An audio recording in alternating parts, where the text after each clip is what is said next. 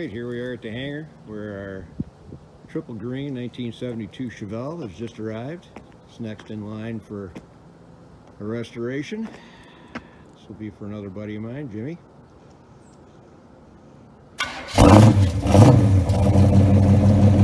As you can probably tell, this badass 72 has got a big block in it.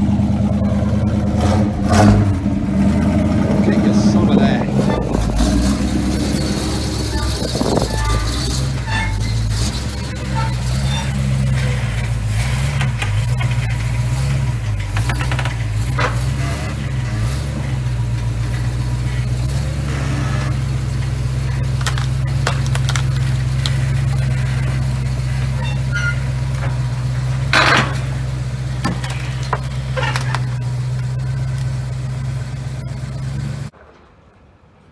Okay, we're back here with our Triple Green 72 Chevelle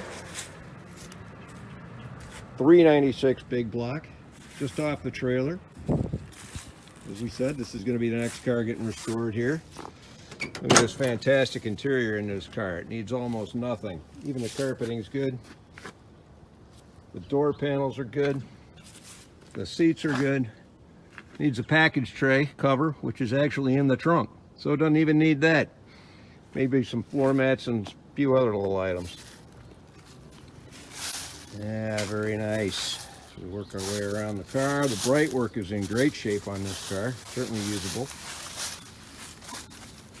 Oh, by the way, here's an illustration of that factory seam between the quarter panel and the roof. We'll have to work that out when we get to it. The car is in overall very good shape. It's got all the components we need. It just really needs to come apart and be redone, be made pretty.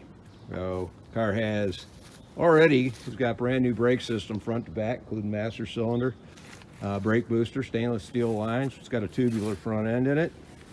It, as you saw, it's got a 3-inch exhaust. Take a look at that real quick. That's all brand new over the axle. The car's got a 12 bolt with 373 gears in it. That'll let you express your opinion well. So that's it for now. Bang.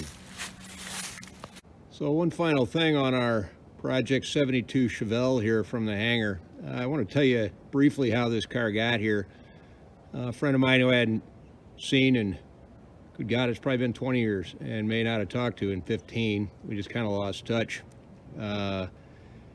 He reached out to me about building a car, and we got on board. We decided we were going to do it. So he asked me to source the car, and I found his Triple Green 72 Chevelle, where his first car was a Triple Green 72 Chevelle that he got when he was 16.